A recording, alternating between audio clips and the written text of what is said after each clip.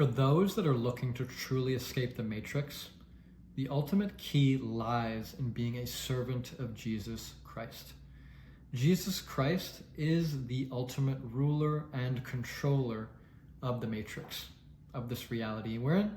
And this video, I'm going to be going over the ultimate proof of why that is, and more importantly, how we can actually take action based off that and execute that into, this reality. So it all starts with the "in God we trust."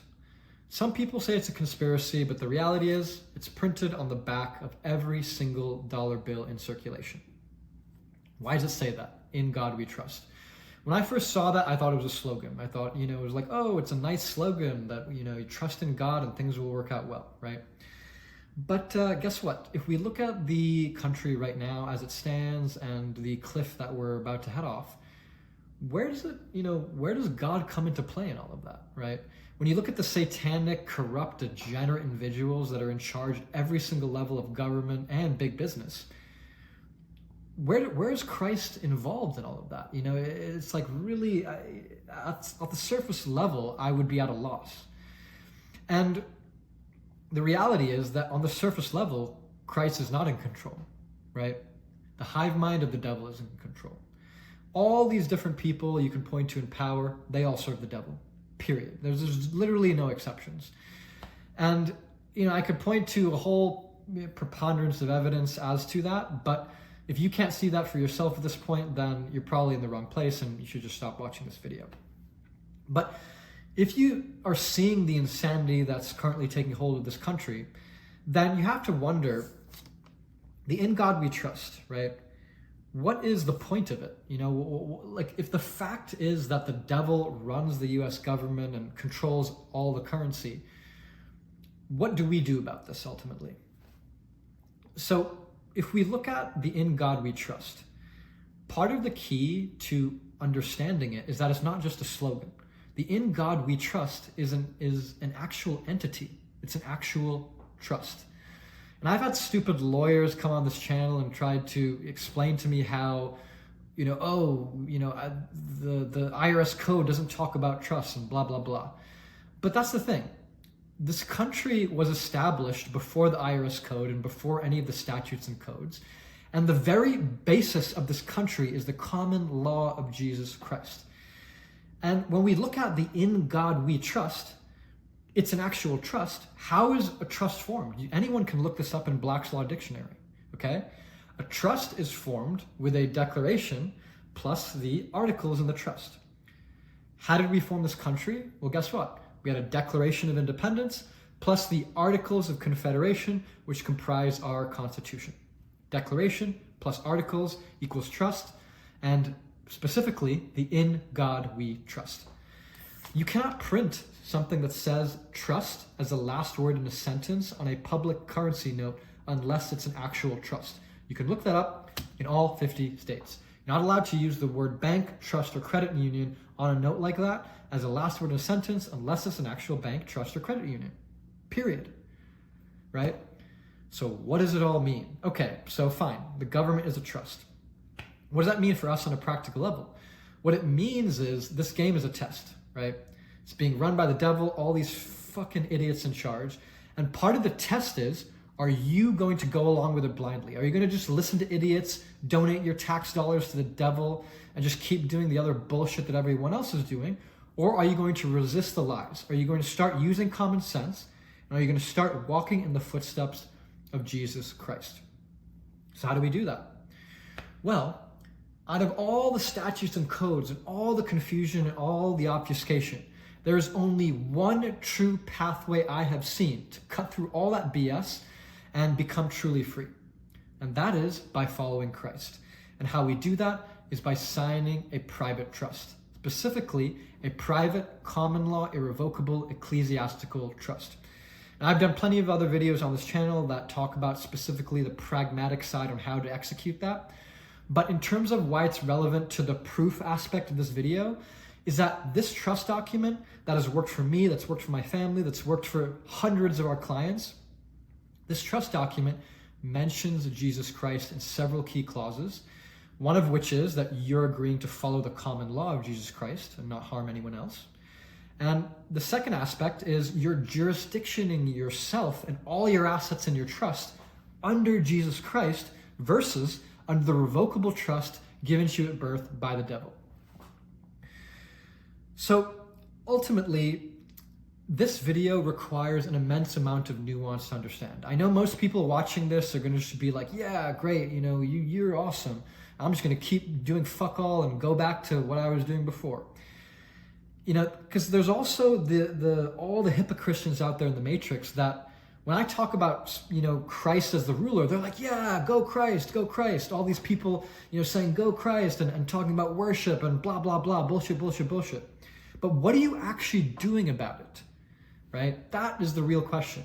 Because most people I see, they're revocably signed with Christ, meaning they might say something, blah, blah, blah, virtue signal, but what do their actions show? They're still donating money, their tax dollars to the devil.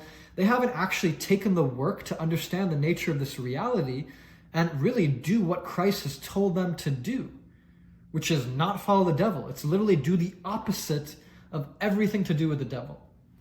So when it comes to the practical way to do that, there's two things we need to do, right? There's the practical side, which is using our head, using our logic, and then there's the spiritual side, which is using our heart and our compassion, right? So there's two aspects here. Most of the hypocristians that I see out there, it's all about love and light and the heart aspect, which is great. Like, we definitely need more of that in this world, but it needs to be combined 50-50 with the pragmatic,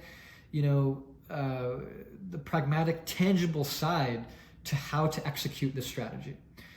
Why? Because if you have too much of one without the other, it's just the road to hell, and that's the saying, the road to hell is paved with good intentions. It's exactly that. And really, from a biblical perspective, I'm going to point to Matthew 7:13, which is that the road into heaven is narrow and the path to destruction is broad, and most people are walking on that broad path. And so this trust, the common law, irrevocable ecclesiastical trust, is about finding that narrow path and then walking it for yourself. It's not about virtue signaling. It's not about saying this and that and the other. It's about actually doing something about it. So for those that want to actually take that step and tangibly do something about it to help yourself and your family and the ones that you love, then join the group in the bio or in the description in our Bulletproof Retirement Community. We go over step by step exactly how you can set up a trust for yourself. And that's where this starts. This starts about helping yourself so you can show by example and then help others. And when it comes to the spiritual side, that's really where I want to finish off with this video, because I talk a lot about the pragmatic side, about starting a trust on this channel, but the spiritual side is something that's less tangible. And I feel like it's really bastardized from all these gurus and even preachers and all these people out there that love to preach. But when it comes to their actions, I'm just not seeing it. And so there's a spiritual side that's very tangible to this reality, where when it comes to what Christ would want us to do, right? The tricky thing about the Bible and about any religious text is that they're ancient. And so you have to take these texts and then overlay them over the current reality and actually put them into action for it to be of any use. We can read things all we want, but if we don't actually act on what we read, then great. It's just parroting information. So when it comes to being a follower and a servant of Christ, that's, you have to define that very specifically. And this reality is all about, if you're thinking about the matrix and this idea of escaping, the only people who are allowed to escape are those who are trusted by Christ, right? Trust is not just a word that's used, in a complex document with all these like fancy terms in it. Trust is defined as, someone that you have faith in, that you can rely on, right? And it goes both ways. You need to trust Christ, and Christ needs to trust you.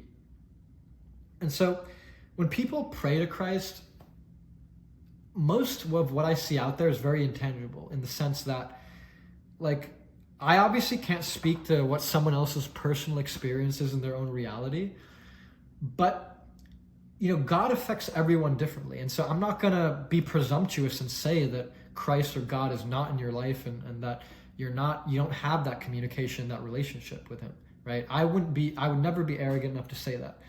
But what I will say is there are pathways in this reality that are very tangible. Very tangible. And it's right in the fucking IRS code. That's how tangible it is. And so that affects every one of us, right? And Christ absolutely has something to do with that. It's not just always intangible about prayer and crossing our fingers and hoping something happens. It's about really seeing how does it work in the law, and then on the spiritual side, how do we start letting go? And that's what trust is. How do we give our worries to God?